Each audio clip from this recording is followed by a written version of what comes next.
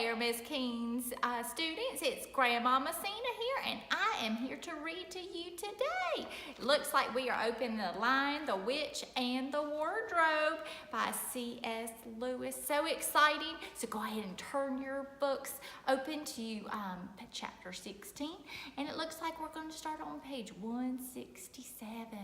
The title of this chapter is What Happened About the Statues? So let's dig in and see. What an extraordinary place, cried Lucy. All those stone animals and people too. It's like a museum. Hush, said Susan. Aslan's doing something. He was indeed. He had bounded up to the stone line and he breathed on him. Then without waiting a moment, he whisked round, almost as if he had been a cat chasing its tail, and breathed also on the stone wharf, which, as you remember, girls and boys, was standing a few feet from the lion with its back to it. Then he pounced on a tall stone dryad which stood beyond the dwarf, turned rapidly aside to deal with the stone rabbit on his right, and rushed onto two centaurs. But at that moment, Lucy said, "Oh, Susan, look at that lion. I expect you've seen someone put a lighted match to a bit of newspaper, which is propped up in a grate against an unlit fire. And for a second, nothing seems to have happened. And then you notice a tiny streak of flame creeping along the edge of the newspaper." It was like that now. For a second after Aslan had breathed upon him, the stone lion looked just the same. Then a tiny streak of gold began to run along his white marble back. Then it spread. Then the color seemed to lick all over him as the flame licks all over a bit of paper. Then, while his hindquarters were still obviously stone, that lion shook his mane and all the heavy stone folds rippled into living hair. Then he opened a great red mouth, warm and living, and gave a prodigious yawn. That is a tricky word. That means big, really big yawn.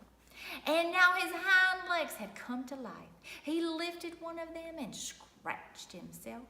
Then, having caught sight of Aslan, he went bounding after him and frisking round him, whimpering with delight and jumping up to lick his face.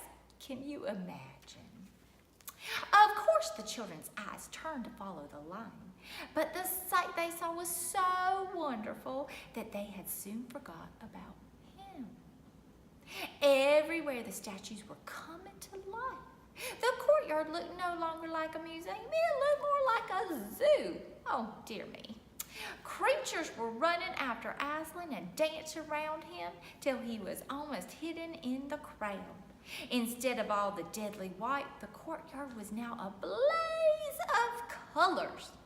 Glossy chestnut sides of centaurs, indigo horns of unicorns, dazzling plumage of birds, reddy brown of foxes, dogs and satyrs, yelling stockings and crimson hoods of dwarfs, and the birch girls in silver, and the beech girls in fresh, transparent green, and the larch girls in green so bright that it was almost yellow. And instead of the deadly silence, the whole place rang with the sound of happy roarings, brayings, yelpings, barkings, squealings, cooings, neighings, stampings, shouts, hurrahs, sounds, and laughter. Girls and boys, can you just imagine what a sight that was? "Oh," said Susan in a different tone, "look, is it safe?" Lucy looked and saw that Aslan had just breathed on the feet of the stone giant. "It's all right," shouted Aslan joyously. "Once the feet are put right, all the rest of him will follow."